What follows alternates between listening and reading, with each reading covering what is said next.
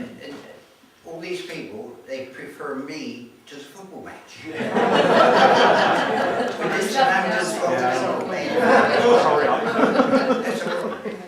And we've got church councils going on next door there, and so Yeah. that would have been here normally. Yes. Anyway, this all comes from this, and this is all self-explanatory. It's an article I wrote for our own local history society. They found it was so long they had to serialise it. I didn't realise it was that long. It's 10 pages of A4. And before coming to West End, I don't really have much that I can say I actually remember. I do remember the Hindenburg going over, and I do remember May the 12th, 1937, going to a street party for the coronation of George VI and Elizabeth. Well, I don't know. I don't know about people patriotic somewhere. Yes. He plays a mean game of table tennis. However, mostly this is concerned with the war years, obviously, but things did really start before we were conscious that there was a war on. Which brings me to this fella here. What's this got to do with anything you say? Because Ian already knows. It's a privet hawk moth caterpillar. And when I was a child, my father had bought me a bicycle. I think it cost £0.50. And my two brothers were to take me out for my first cycle ride, as my minders, of course. And I stood by the front gate waiting for them to come by a privet hedge. And in the privet hedge was this fella. And the reason why I remember that so clearly is that it was about 11, September the 3rd, 1939. Anybody know what that was? Yes. Yeah. However, it is mostly about school and shelters and things like that. Air raid shelters, the sirens went, during the Battle of Britain, the sirens went every day, 15 minutes before we were due to leave school. And as we were on double British summertime, BST, it meant that you probably didn't have shelters until about 11 o'clock at night. And then we had to get home. And of course we came home from West End. I was Thornhill then. And we walked without any fear up the roads and through the woods. Now you've got fear. You can't do that now. But one particular day, a friend of mine and myself, we worked out a little plan. And as the children went in this surging queue to get up to the chair raid shelters, we snuck off to the left and on our way home. And so we watched the dog fights. You see paper trails now across the sky. They're mostly straight. In those days, they were round in circles and curves. And we watched the airplanes and picked out which ones were ours and which ones were the others. And cheered, now and again. And this was in a place called Telegraph Road in West End, which was a chipped road then. We weren't the slightest bit frightened. It was lovely. We weren't frightened of the war at all. I should add that really, to us it was an adventure. We were never frightened. When suddenly the road in front of us was as if hailstones were coming down. In fact, it must have been shrapnel. And our instructions were, if we were caught out in a raid, don't tell your mum and dad because they've been punished for it, but go into the nearest house and use their shelter. No matter who it was, strangers, go in, use the shelter. So we ducked into a house, which is on the corner of Beacon Road and Telegraph Road, and stood under cover there for a little bit. And on the way through, we had walked past a shallow pond. And in the pond, standing on one leg, is a crane or a stork or something like that, that sort of thing. And dotted around the edge were the dwarves, I think 7 dwarves, that sort of thing. And we looked at that, that was interesting, got a bit noisy again, so we went round the back, looked for the air raid shelter, nobody in, no air raid shelter. Eventually we decided to go out and make our way home. And we walked past the little pond. And the poor old stork, or crane, or whatever he was, didn't have any legs. He was over on the side, and the little dwarves have been scattered and broken. And in the middle of the pond, it was still steaming, which is the thing that looked like a saucepan. You're right, Eric. Am I getting Oh, yeah. I'm guessing you're filling in a bit. Yeah, you're reading lips, aren't you? Yeah. This thing that looked like the bottom of a saucepan with ragged edges, that was a shell base. I don't know if people realise it now, but our own anti-aircraft guns killed a lot of people on the ground, but we were showered with shrapnel. And this is the only piece the museum have got that survived. And it looks disgusting, doesn't it? But what we would do, we'd get our soapboxes and go out and collect it and take it back to scrap and make another battleship out of this, that sort of thing.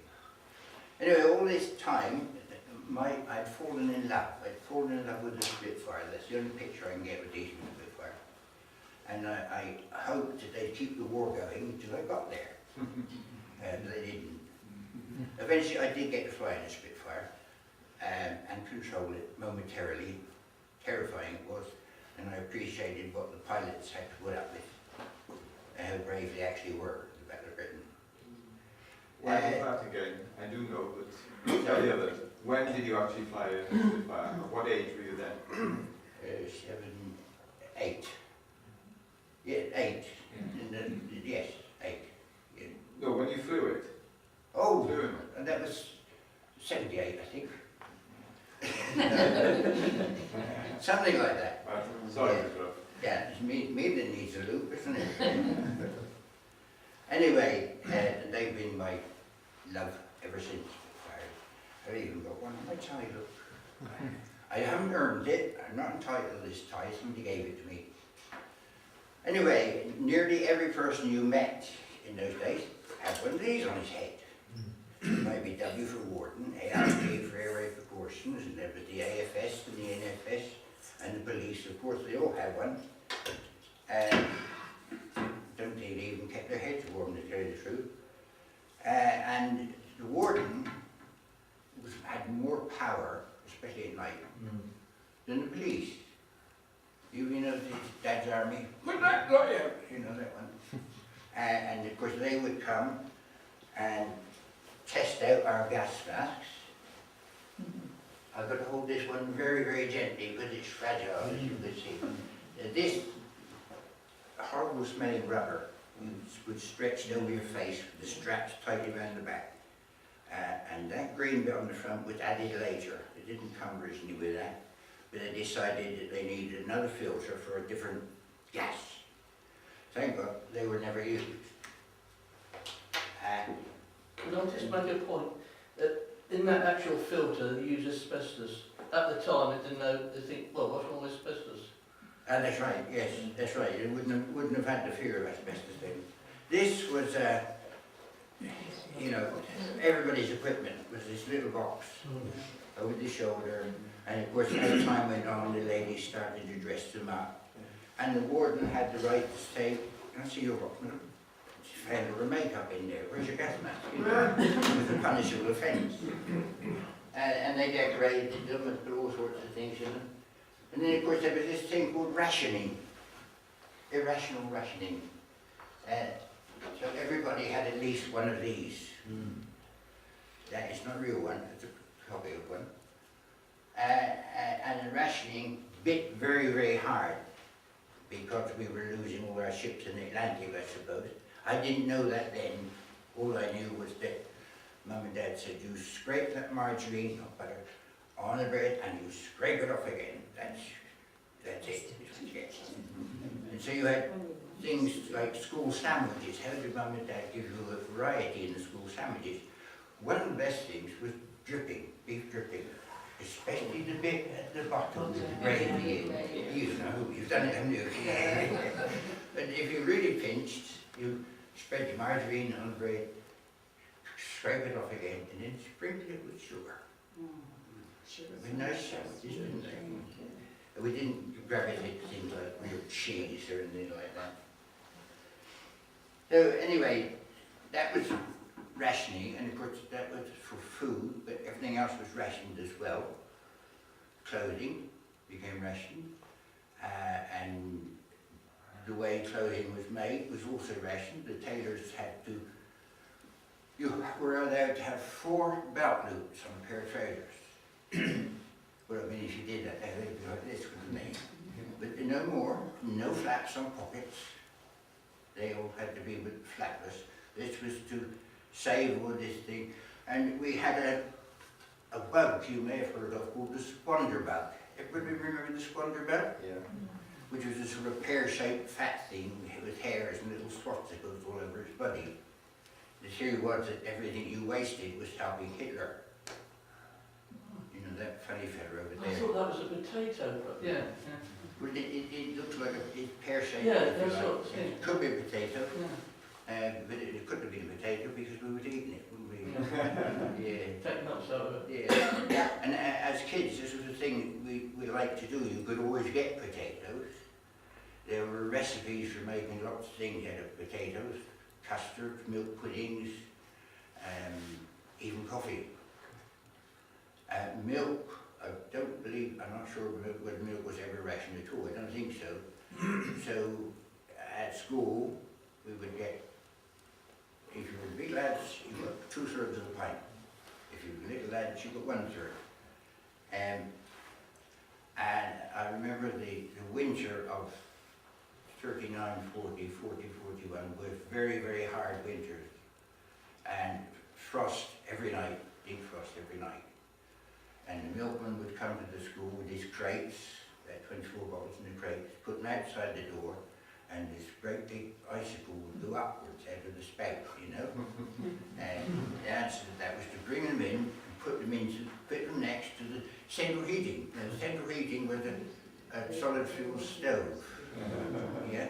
So if Paige would be naughty, because if you were naughty, the teacher said, "Come out the front where I can see you," so you got nearer to the stove. You see.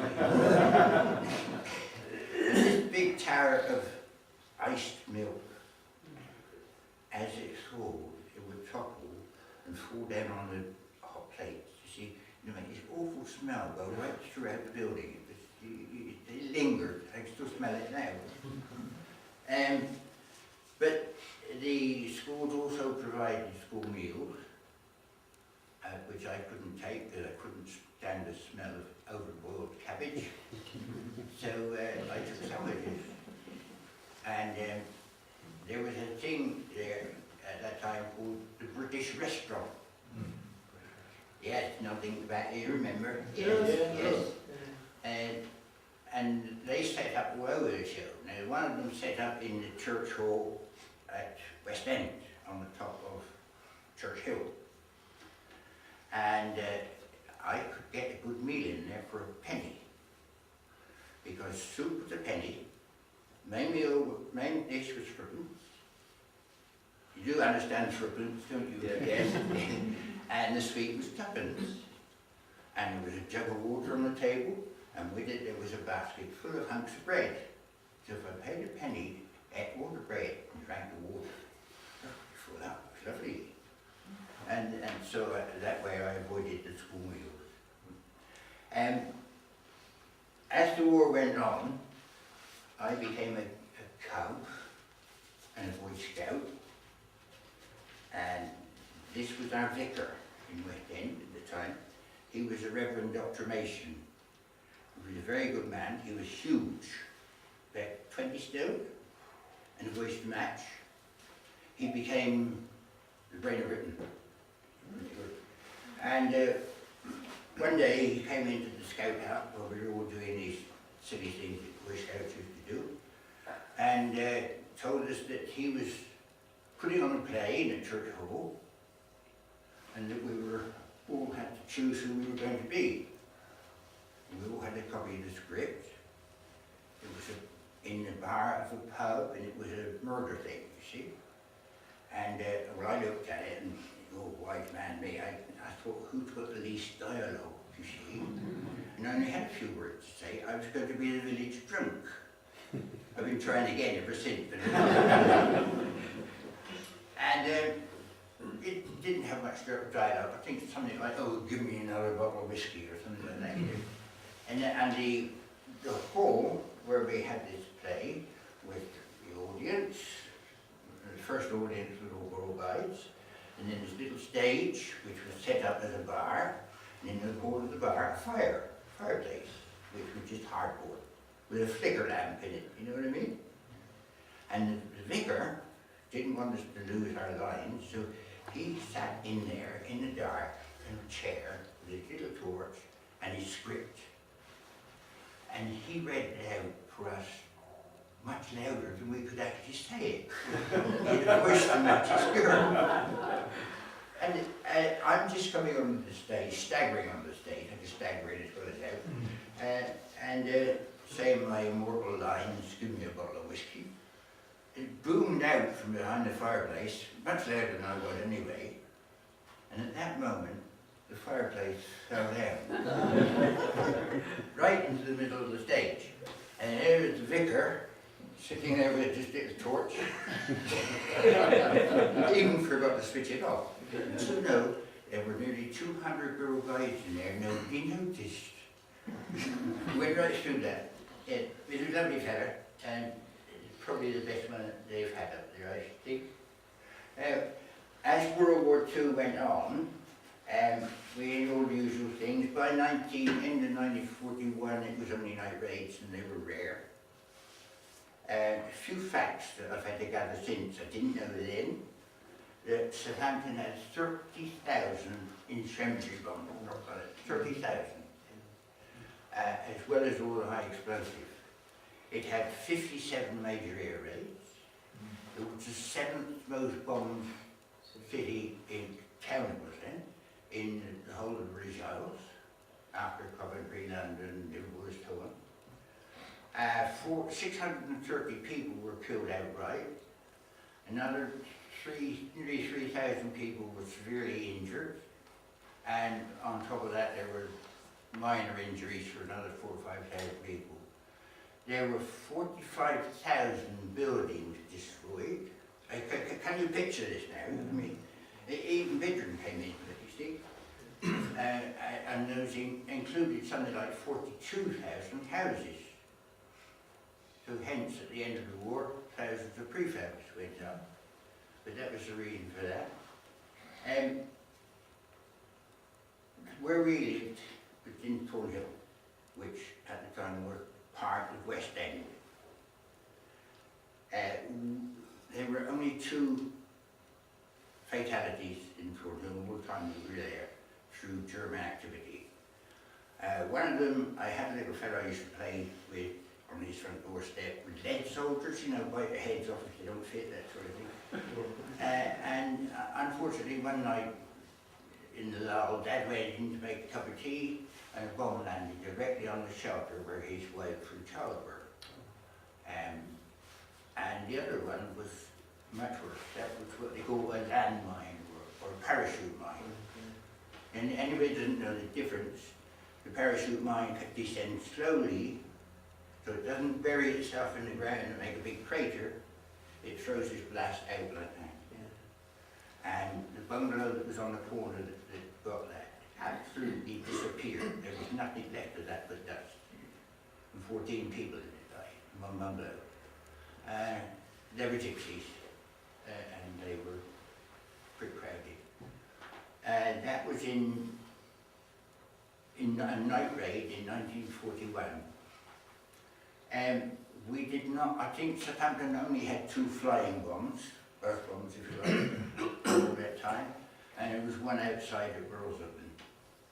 I don't know whether they got any fatalities from that, but we thought really the war was over then, you know. And of course we had the Spitfire, and we had him, Winston Churchill. And I used to think, well, if we've got Winston Churchill and the Spitfire, the other fella can't win. No way, no matter what he's got. There's my only Spitfire there. And you'd notice something about it, particularly for you to notice, Norman. Yeah. You've got a good study of that. That's a Spitfire. You see, it's got 2 cockpits. And that is me, and that is a Spitfire. And that's a few years ago.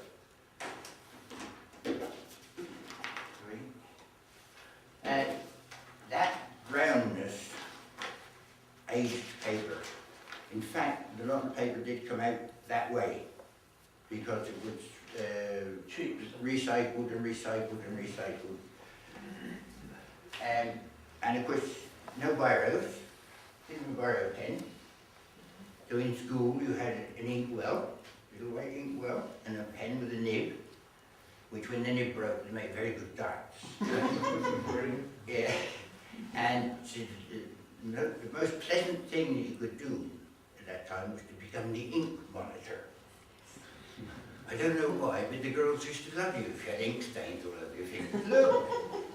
Don't wash for a month. I was an ink monitor 3 months ago. It's successful. Yeah. Anyway, I went on from this school to the one at Hedge End, which is Wilder and Sunday School. I know in school. Still, yeah. And that was late in the war. We're talking 1944. What started in 1943 was the influx of America. America came to Southampton. Does anybody remember? All the Yanks? Yeah. Yes. There were not thousands, there were millions. And if you can picture the Harefield estate as it is now, being all fields and forests, that was labelled as C3, Camp 3. The area between Thornhill and Moorhill and West End, that was C2. And C1 was on Paynes Hill. And it did actually millions of people, millions of troops passed through there, 1943, 44. And I tagged along with them, got the young chum. I never said that, they used to just offer it, you know. And I befriended, well, they befriended me, 4 black Americans. And they were lovely. It just had a suntan, that's all I knew. They were lovely people. So lovely, in fact, that we invited one of them to come home, who came home with us and met family and so on. This is in Thornhill. And he wrote to my mother and father for the next 20 years and then sort of disappeared off the scene. But I took to them, and apparently they took to me, and I learned the word chow. It's the first time I ever had rice and currants in a main dish. But have the what do you call it? Single little sections in, mess tin. Yeah. And they moved, later on they moved to the common. But these particular 4, does anybody remember when Thornhill Roundabout was a crossroads? No, it was Thornhill Roundabout, the big roundabout, was at that time a crossroads. So there was a big triangle formed by Moorhill Road, Thornhill Road, and the crossroad itself. And in that triangle, it became a petrol dump. This will put your, stand your hairs on it. And the 4 fellas guarding this petrol dump, they had jerry cans with the 3 handles on the top, piled high, and oil cans all piled high everywhere, massive stuff. And as lorries came along the road, or tanks, they would go out in their own little lorry and strap these things on. You see? It was top-up fuel. You'd love their cooking arrangements, which was like a crisp tin, yeah, 3 parts filled with oil, and a good sprinkle of petrol on the top. You got a match in it, and that's how they had to cook this food. So they were too grateful to come home with me and drink English coffee. But anyway, when one day a load of Sherman and Grant tanks moved in on Moorhill, all up one side, and I was walking by and 2 white gentlemen on the tank. "Hi kid, want to see my tank?" So yeah, I did. I got up in the tank and down into the turret, and they moved things for me. It was lovely. And I came up out of the turret, and there were the 4 black gentlemen coming along the road, strapping petrol tins on the sides of these tanks and lorries. When they came past me, I said, "Hi Bob, Andy." What happened? these fellas, friends of yours? Yes, they're lovely. Get off of my tank. And first he threw me off a tank. And I didn't know what I'd seen until I explained to my mother what had happened. Racial. Yeah, I'd seen racial prejudice at its worst. It really was at its worst. They treated their black Americans as subhumans. I mean, even Hitler didn't get that far. But, anyway, they went on, they moved around, and I also befriended a Canadian sapper he was part of a team of 2 lorries. He said the fellow in the back lorry was the last of the Mohicans because he was a Native American, Native Canadian. And what they had on these 2 lorries was a bridge, a small bridge. The 2 lorries combined, walked on and made a bridge. So I would spend a lot of time sitting up in the cab of this lorry. That moved along the road gradually as they were feeding down the docks, but it took about, I suppose I fixed the acquaintance for about 3 weeks. And after a little while, I could actually, with my eyes shut tight, take a stain gun to pieces and put it back together again. You know, it's little childish things like that, you know. I took him home too. By that time, sugar was severely rationed. My mother made him a gooseberry pie without sugar. And he lapped it up. It's like home cooking, you know. And he wrote to me, and I wrote to him through a BFPO, British Forces Post Office address somewhere, for months and months and months. And somewhere around Christmas, they stopped coming. I thought I'll get one day, but I never did get another one, so I just had to assume that he was a casualty. Yeah. The fear, and I put a note down here about fear. Where the Ford Works is in White Lane, used to be a place called Conliffowen. Anybody remember it? You know, yeah. Well, that was during the daylight raids, where I have to say that I think the Germans were much more accurate in their bombing then than we were ever since. They destroyed that in one raid. And they were so cock-a-hoot with it that they tree-hopped just above the trees, all the way down with machine guns going. Yeah. And I like to think that they didn't intend to harm us. They were just high spirits. They had done the job they were sent to do, and they had done it well and cleanly. If they wanted to machine gun us or our houses, they would have, because the houses were ribbon and development, bungalow town in Thornhill. They could not have missed. And actually nobody got hit by any bullets. We had the story about an old friend, Mr. Haw-Haw, who lived in one of the rows across the others, who he'd got up from his chair and that moment the bullet hit it. Well, my mother thought, yeah, no, they just rotten shots. And they got two machine guns in front of a Heinkel. And we could see them, we could see the people, we could see the people inside with these brown helmets and things on. Zooming down the road at about 240 miles an hour, coming down low over the bungalows. And I wasn't scared, my brothers weren't scared. It was exciting. But my mother and father, I knew afterwards that they were completely terrified. And that night we all trekked. The trek is something that used to happen. People from the town and anywhere they thought there would be bombing, they would trek out into the woods or fields and camp out away from the raid, or so they thought. And we joined the trek and we ended up in Hedge End, not very far away. And the road that we were in, that landmine that I was talking about earlier on, that killed 14 people, landed on the end of that road. Because the parachute mine couldn't be aimed. It went with breeze, to make it go accurately. And that was the fear. The Germans are supposed to have announced by Lord Haw-Haw or something or other that they had left Southampton a smoking ruin. And actually, it pretty near was. Yeah. And most of the smoke came from the cold storage, which was just over Northern Bridge. margarine factory, but I think the fire in there burned for something like 3 weeks. And as the fats melted, they melted and flowed down into the river, so actually the river was on fire as well. And also another bomb landed just under one of the piers of the bridge and broke the bridge apart.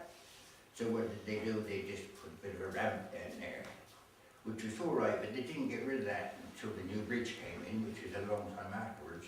In the meantime, I had a motorcycle with a girl on the back, and I got to the plaza, she wasn't there, she'd come up. and fear is another thing. Quite honestly, I was never afraid. I thought it was exciting. Yeah. I was somewhere in there, there's a picture of little boys and my dad. And there's 3 boys, one with the cap on is me. You can't see that from there, can you? But we were digging an 8-foot deep hole in the garden, in the lawn. It was 8 feet deep and 8 feet wide. And for about 5 shillings each, Dad had got this load of railway sleepers in, laid them across the hole, made a ladder to go down into it, piled the earth back on the top, and that was at that time, our air raid shelter.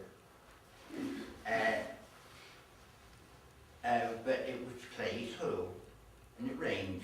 Oh. We had 3 bunks down there, one on top of the other, and one on the ground. My oldest brother was over there, my middle brother was here, and me, the baby of the family, I was up top. And one morning, in the middle of 1940, I woke and went to get out of bed and put my hand out outside the bunk. It was water.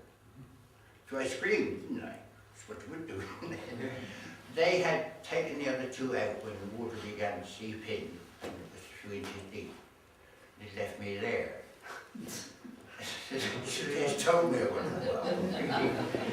And so what happened in the end was that somehow I got the attention, and they came with a plank and they put it from the doorway to my bunk, and I crawled across it and out, and we never used that shelter again, obviously. We used the ones built on the other side of the road, especially for us. They were originally just solid walls, brick walls without cavities, yeah, and a concrete roof. And later on they decided they weren't going to be strong enough, so they put another wall on the outside. And when you went to the shelters at night, you don't sit there, that's my place, you know, that sort of thing. And I had been ill, I had a rheumatic thing from it, and I couldn't walk. So my father used to carry me across there. And there were 4 girls, young ladies, who lived a couple of doors away, and they sat in a row, and I had to lay on, and one of them would have my head. And they would fight over my head. Never had it so good. Well, Mary was all right, Joan was all right, Jill was all right, Lil was the one, she had terrible halitosis. So when it came to Lil's turn, I just had to like it. What's halitosis? Halitosis, terribly bad breath. Oh, Really, it smells like pig swill, if you know what I mean. That's halitosis, Oh, right. yes. If your girlfriend ever had halitosis, she You wasn't know your about it, girlfriend, yeah. yeah. And one night in that shelter, I got out, they let me out to the door to see the flares coming down. There was something, you could see the flares in trees that were, and the whole sky was lit up for miles.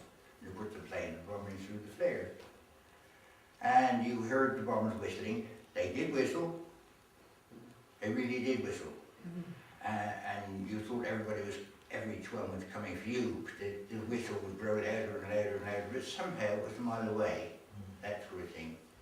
And one night we were in, and it came to whistling, this was ours. And there's this huge bang on the top of the shutter roof. And it went very, very quiet. You know, everybody's just thinking, this is it, it's going to go off. And it didn't. 10 minutes, 15 minutes, didn't go. So Mr. Street, who was the sort of team leader of the shelter, he went out to look with his little torch. And he came in with a long pole, a metal pole with an eye at the top, and a little platform at the bottom, and another platform midway. And it was nicknamed nicknamed the breadbasket. This was the Germans' way of getting a lot of incendiaries out at once. They were, on each tray they were stacked, I don't know, 20 incendiaries, like this fella there. And on the way down they broke apart and spread, you see. But you could smell the terror that night, and even we were, you know, so this is, you know, it hurt, you know, that's sort of goes ahead. But it didn't. And I've never seen a breadbasket since. I'd like to get one actually, because it's deep in the memory. But today you had to have respect for this. You also had to look at people to see what was written on their helmets. If it was P, you were very careful, but that meant police, you see. Now, we're in Bittern. Where the Red Lion is, just up from the Red Lion, was the NFS, which was first of all the AFS, the Auxiliary Fire Station, and then the NFS, National Fire Service. So there were the grey fire engines, I forgot what they called them. And a fella in my road that we called Uncle Mick, who wasn't an uncle, but we all had those sort of uncles, didn't we? He had managed to keep his little Austin 7 van right through the war because he had some essential job with cash registers or something. And it came VE night, everybody's going mad, celebrating. And he said, do you want to come to town with me? Well, I was game for that. And I went in the middle of the night into town in this van. And when we got just outside where the library is over there had been 3 bombs landed in the road, close together. And so they made 3 craters in 1940, I suppose, or 41. And they were filled in quickly the next day. And we came down there on VE night, and where had been the 3 craters were now 3 huge bonfires. With the people celebrating, in other words. We had to get up on the pavement and get round and drive into Southampton. And a little sad note, Southampton was virtually one big bomb site. Yeah. Where all the university stuff is, the Cardigan Road, there are acres and acres of flattened, just rubble. Above Bar Street, I think there were about 2 buildings there that survived, the Sussex Hotel and the Prudential Building. And Joe Lyons. Woolworths, about the only shop. The Woolworths was after that, and they beat Yes, Woolworths. yes. Joe Lyons was standing. Yes. But it was held up by huge pieces of timber. That's right, and then below Bar, there had been 27 public houses below Bargate to the town quay, and there was one left. It was the Dolphin or the Sussex, wasn't it? Yeah. The Dolphin. The Dolphin. And it's called Coach House. And people said, well, that's because Hitler had shares in the brewery. Another thing about fear, early in the war there were all these fearful things going around. What was the nasty advert now? Sexist. Be like Dad, keep mum. Careless talk cost lives. And lots of Winston Churchill pictures and so on. And we were afraid always that you had fifth columnists, they called them. I don't know where the word came from. And they were going to come and blow everybody up when you weren't looking. And they were liable to come by parachute dressed as nuns. You've heard that before? Yeah, I think it must have been very drafty on the way down. And they really did get into some very, very bad habits. Anyway, that's about my lot, really. I'm so dried up, I could have another cup of tea. Yeah, sure. Well, I hope if I've reminded the older people and awakened curiosity in the younger people. Yes. Well, thank you very much. We would certainly will give you a very rousing clap to say thank you in a minute, but perhaps at this stage, would it be the appropriate time for people to ask Brian some questions? and/or add some of their own thoughts. Does the stirrup pump have a story? Yes, Ah, there we are. I'll just go and top you off. Oh. yes, it's sure. Even as kids as young as 10, we had the drill to put out an incendiary bomb. There was this written leaflet that said if the incendiary bomb lands near you as a child, to get out. If there's an adult nearby, tell them. If you can't get out and there's no adult and you've got a stirrup pump, put it out. So you had a bucket of water. Every house and building you went into had 2 red buckets, one full of water and one full of sand, and a stirrup pump hooked on the wall next to it. I mean, that would be strange to see now, but that's how it was. Virtually every building, virtually every house. And the drill was for 2 people to operate it, with the stirrup pump in the bucket of water, nice bucket, so it, and one pumping like that, and the other one as low as possible, shooting the water at the base of the incendiary. And that was it, 1 bucket of water, 1 incendiary. Then another thing they had with them was a huge pair of tongs, about 4 feet long. And the idea was that you grasp this incendiary bomb. When they finally burned out, they disintegrated, but they made like a heavy grey ash. But you could pick up the incendiary bomb with these long tongs and put it in the bucket. It's as simple as that. No wonder we won the war. You should have a special shovel for putting sand in. That's with right. a long pole Yeah. to get over, That's right, to yeah. keep well away from it. I couldn't understand why, if it gives off phosphorus, phosphorus burns in water. Yeah, and it also So- burned in sand too, but the only thing is what you did, you smothered it and stopped it burning anything else. But squirting water on it, You go, yes. what is the water supposed to do then? There weren't no phosphorus, the early incendiaries weren't, oh thanks, they weren't, Phosphorus. there weren't no phosphorus. What was it, please? I don't know, the later ones were phosphorus, because that actually used to fly out all over the place, and leave lots of little fires. No, they hadn't quite got around to the phosphorus bombs and everything. They were not to put out with these, anyway.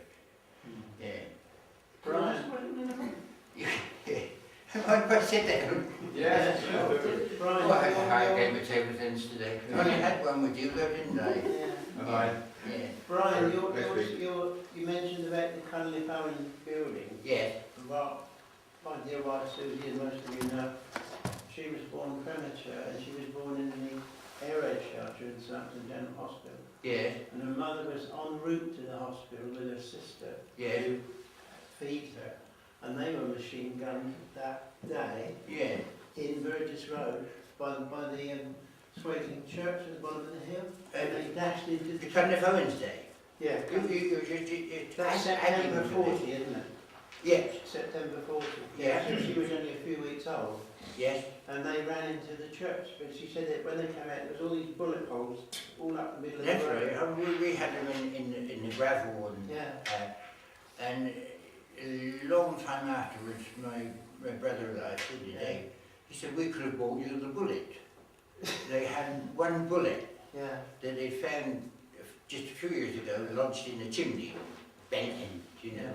But I don't think that was from that incident. No. The calibre was too light, I think. My first memory of life is September 40, which must have possibly been that same raid. Mm. My brother and I were skylarking about in the kitchen. My mum said, go out in the garden and play.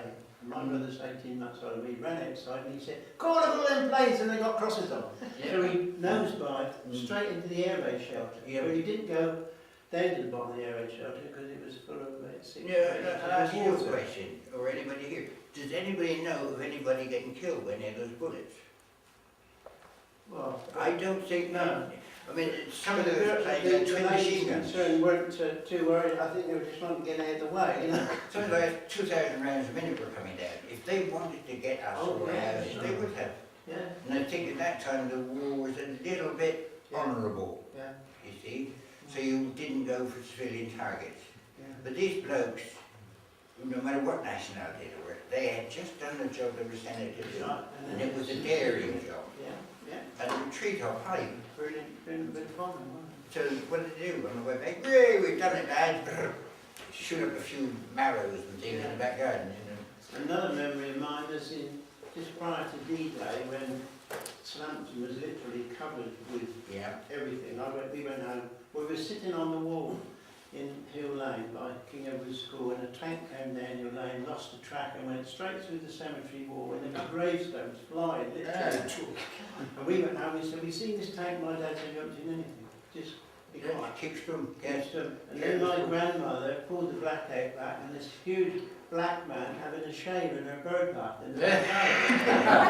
And they actually pitched a tent in their garden overnight, and they didn't even know they were there. So people arrived, didn't they? Well, honestly, I preferred the black Americans to the white Americans. Yes. They were better mannered over here. And I suppose it was a sort of a unique treat for them to find white people who were welcoming. Yeah.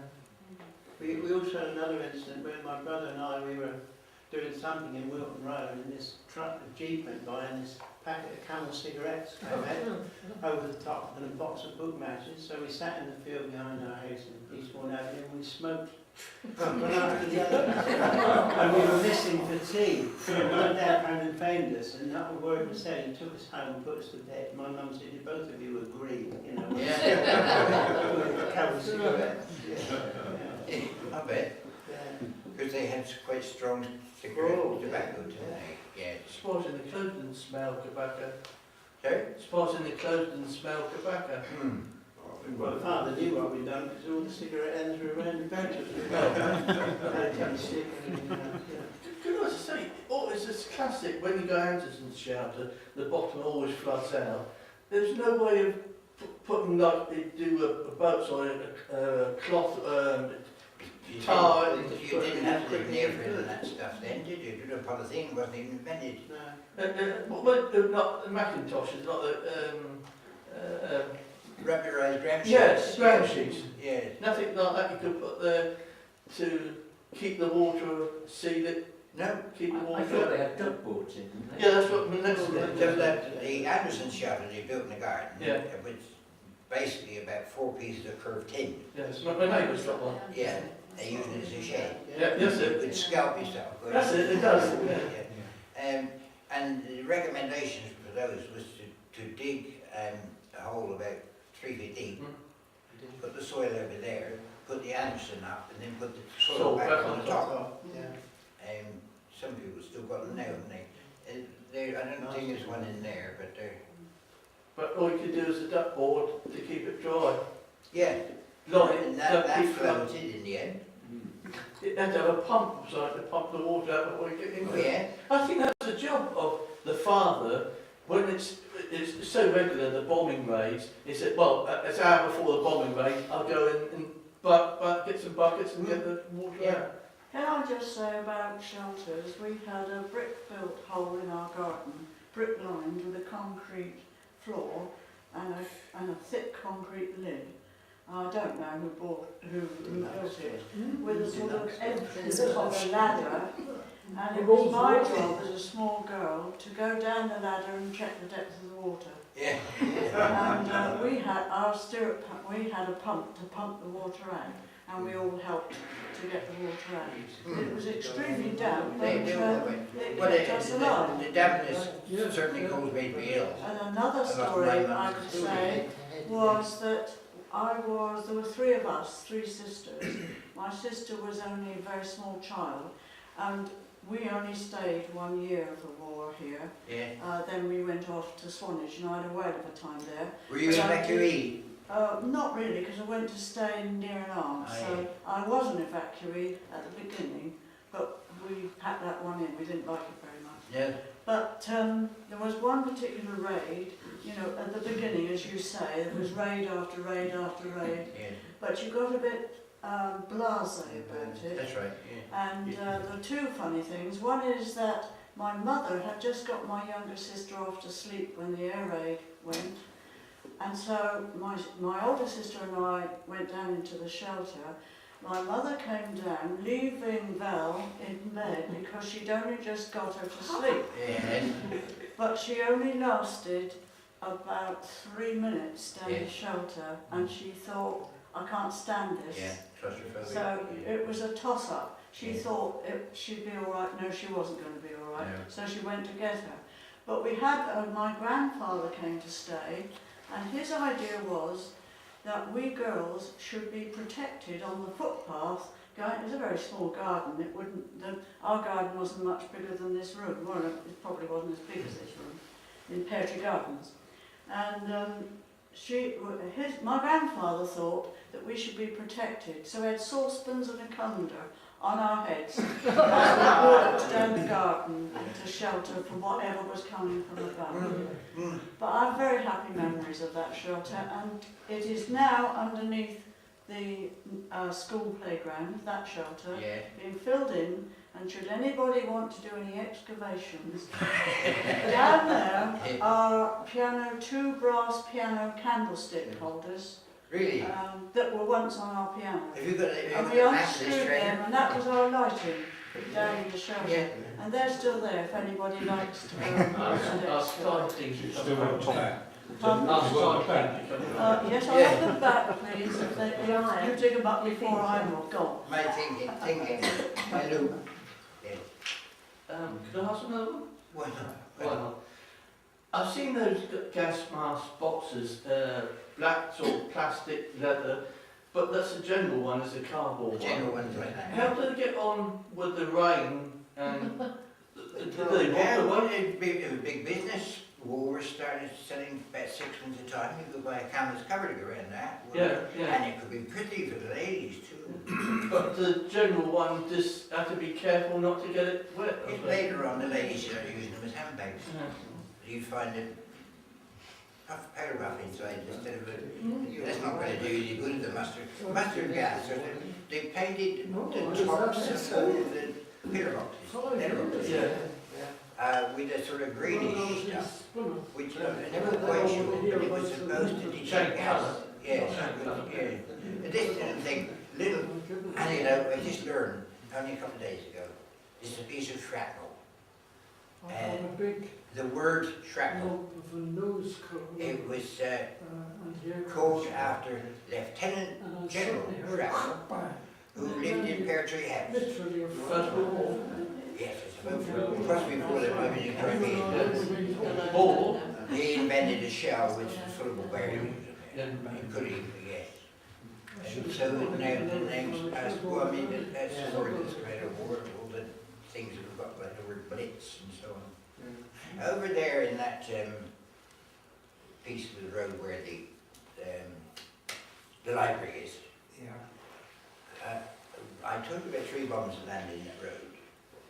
Well, next to them on the grass verge were 3 SWTs, that's static water tanks. You see, often when you had a raid, the main water was knocked out, so that was water that the firemen could tap onto. But when those bombs landed in that road, they all got peppered with little holes and the water came out. When you looked into them afterwards, there were about 6 inches of water left at the bottom, and goldfish, because they were evacuated into the tank. You mentioned about being ill. Can you tell us about that? About the, You said you're very ill during the war. yeah, Can you tell us about that? I have rheumatic fever. That is an infection of... Well, yeah, lungs and joints. From the damp that you were saying on the... Well, that's what they blamed. Yeah. I know I had this horrible mess and it got stronger and stronger and went on for months and months, and then in the end I used to kill it. And it actually was a good part of my education because I missed so much school. I had an extension to the front windowsill, this little bay window, where my bed was up on there, and people would go past and pass me in books. And I